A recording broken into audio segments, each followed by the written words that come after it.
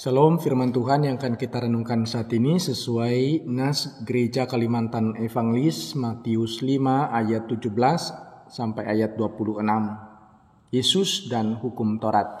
Pembunuhan, perampokan, perbuatan penyimpangan dan segala bentuk kejahatan-kejahatan lainnya semakin marak dan dipertontonkan kepada kita. Tindakan kejahatan semacam ini dilakukan seakan tidak punya akal. Tidak ada punya rasa takut akan Tuhan. Namun menurut saya hal ini menunjukkan bahwa kurangnya pengajaran kebenaran dalam perilaku manusia untuk bersikap dan bertindak sebagai manusia yang sesungguhnya. Tidak memahami dan tidak mampu memberi arti dari kehidupan itu sendiri. Perilaku manusia pada hakikatnya adalah tindakan atau aktivitas yang terwujud dalam bentuk pengetahuan, sikap, dan tindakan. Pengetahuan, sikap, dan tindakan ini terbentuk dalam sebuah pengajaran. Nah, bagaimana dengan kita sebagai orang Kristen saat ini? Sebagai orang yang takut akan Tuhan, maka perilakunya harus berdasarkan ajaran kebenaran dari Tuhan sendiri. Yesaya 51 ayat 4 berkata, "Perhatikanlah suaraku, hai bangsa-bangsa, dan pasanglah telinga kepadaku, hai suku-suku bangsa, sebab pengajaran akan keluar daripadaku dan hukumku sebagai terang untuk bangsa-bangsa." Oleh karena itu dalam renungan kali ini saya mengajak kita memahami hukum Taurat adalah bagian dari pengajaran umat Tuhan. Saya memberikan tema hidup dalam ajaran kebenaran. Pengajaran Tuhan supaya umatnya patuhi dinyatakan dalam setiap sisi aspek kehidupan. Orang Yahudi menghidupkan hukum Taurat itu, hukum ketetapan yang diturunkan melalui Musa, nenek moyang dalam setiap aspek kehidupan mereka. Orang Yahudi yang berpegang teguh pada pengajaran hukum Taurat merasa iri dengan pengajaran yang dibawakan oleh Yesus. Mereka merasa Yesus melecehkan hukum ketetapan kitab suci mereka, melecehkan dan meniadakan hukum Taurat yang mereka miliki.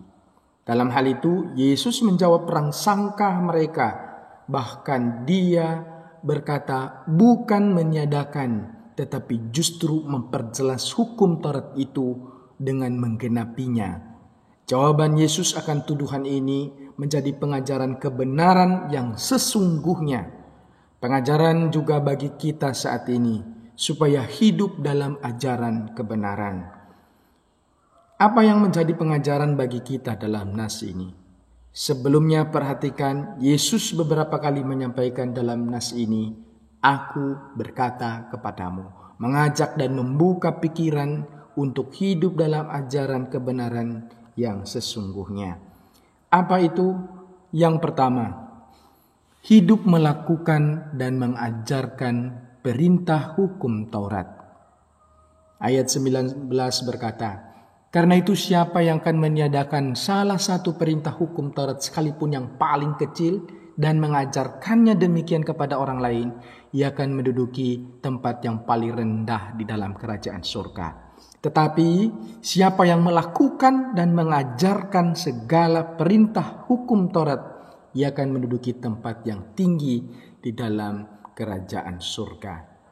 Melakukan dan mengajarkan perintah hukum Taurat. Yang paling penting dipahami dalam bagian ini adalah melakukan terlebih dahulu, baru kemudian mengajarkan. Sebagian kita pernah mendengar bahwa teori itu mudah, tetapi praktiknya yang sulit. Yesus menyampaikan kepada murid-muridnya supaya mereka tidak hanya sibuk dengan teori, tetapi mereka harus melakukan terlebih dahulu, baru diajarkan kepada orang lain. Ini memperjelas bagi kita pengajaran yang lebih efektif adalah melakukan atau prakteknya, melakukan lebih dahulu, baru mengajarkannya. Melakukan dimulai dari dalam diri sendiri melalui sikap, tindakan, pengetahuan, dan keluar dinyatakan dengan mengajarkan kepada orang lain.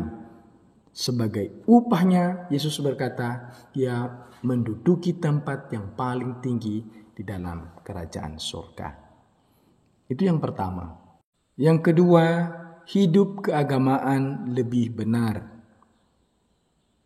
Ayat yang ke-20 berkata, maka aku berkata kepadamu, jika hidup keagamaanmu tidak lebih benar daripada hidup keagamaan ahli-ahli Taurat dan orang-orang Farisi, sesungguhnya kamu tidak akan masuk ke dalam kerajaan surga. Berbicara tentang agama di dunia ini, banyak jenis atau nama agama. Mungkin ada pertanyaan bagi kita, agama apa yang paling benar? Semua agama meyakini bahwa agamanya yang benar. Agama menurut jumlah penganutnya, agama yang menduduki posisi pertama adalah Kristen, kedua Islam, ketiga Hindu, sedangkan Yudaisme di posisi ke-8. Agama terbesar pertama di dunia adalah agama Kristen. Total penganutnya mencapai 2,38 miliar atau sekitar 32% dari 8 miliar populasi manusia.